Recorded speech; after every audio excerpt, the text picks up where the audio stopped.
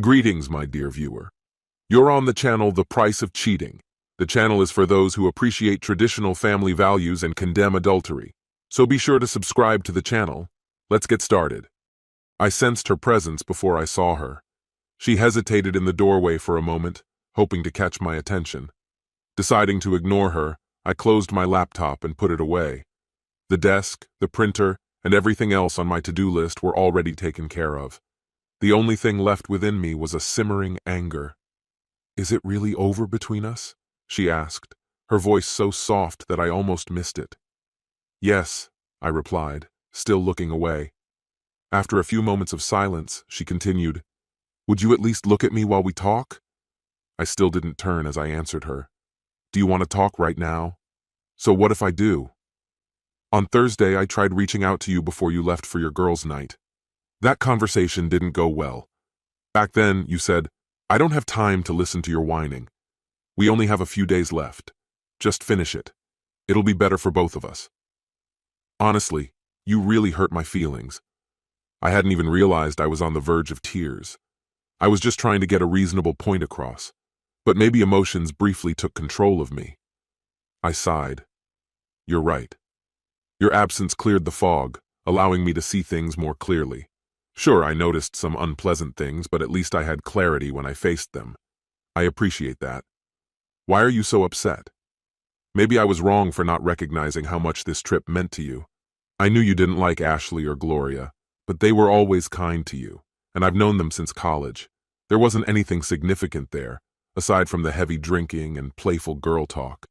Honestly, I still think of it with some excitement. Maybe you'll join me in the bedroom and help me cool off." "How strange. You said you were going to Nashville but ended up in a spa in the Catskills. Gloria was at a wedding in San Diego, and Ashley was in Miami with her sister and family. Impressive how they managed to defy the laws of time and space, being in such different places at once. It's funny how both of them happened to be out of town when you wanted a weekend retreat. Unfortunately, when I asked them about it, they didn't cover for you." Ashley seemed completely clueless about the situation, and Gloria hung up as soon as I shared what I knew. So, it seems Gloria knew, and Ashley was left in the dark. It took me some time, but eventually I figured it all out. Gloria couldn't speak up because she was involved with that trainer. Oh, I know about that. It's common knowledge at the gym. I decided to send her a letter with a photo of her kissing the trainer, his hands on her back, and her thong showing above her yoga pants. I doubt Bill would appreciate that sight. She quickly called me back and confessed everything. I advised her to step away from training and find a new gym. I made it clear that if I heard of anything like this again, I'd send all the evidence straight to Bill. At the end of the conversation, she was still promising things. "It's no surprise if she doesn't respond to your calls, texts, or emails. I told her that any interaction with you would nullify all our agreements. So tell me, did you initiate something first and lure her in? Or did she convince you that having an affair would be thrilling, hoping for great intimacy and the excitement of secrecy, all while laughing at your unsuspecting husband who thought everything was fine?" As for Ashley, when her husband cheated on her, she began to look down on anyone who could be so disrespectful to their marriage. But on the other hand, I had a long talk with her and it seems she's recovering.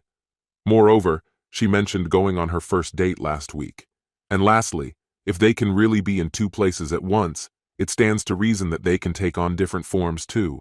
To turn into a tall, bald man with a goatee, they must have worked together. When I turn away, I have no doubt that you won't be there, just an empty space where my wife used to stand. So yes, it's clear. We're over. All the details are laid out in the papers you signed, so there shouldn't be any drama. You'll be well taken care of. And if you manage your finances wisely, you'll stay stylish for the rest of your days. So leave it alone, Jen. Let's leave this place with some dignity. You can be with whoever you want, and I'll focus on healing and finding the next partner. It may take some time, and I'll likely struggle with trust, but hopefully, I'll overcome that eventually. As I spoke, there were occasional sighs and sobs as I methodically unraveled the life we had built together. I turned around. She looked terrible. Her once flawless makeup was smeared with tears and her shoulders slumped. If I had to guess, this was the last thing she expected. A pity. She never understood me. I suppose the lesson was learned too late. I've taken everything I need for now. I'll be back in 2 weeks, and by then I expect you and everything that reminds me of you to be gone. Don't think about it. This is my home, and I intend to keep it. 2 weeks, Jen. With a cry, she dropped to her knees and grabbed my hand as I turned to leave. We should stay together, darling. Let's talk about it. There's nothing to discuss. You betrayed 29 years of marriage for a younger lover. The choice was made. Now you must suffer in poverty and loneliness. I firmly pulled her hands away. As I said, the conversation should have happened before this weekend. Deep down, you must have known what would happen if I learned the truth about you. Was it worth it? She knelt there, crying as I closed the door on our relationship. With a sense of resolve, I straightened my shoulders and walked out into the world, leaving it all behind. This concludes the story. If you like it, then put your powerful like and subscribe to the channel.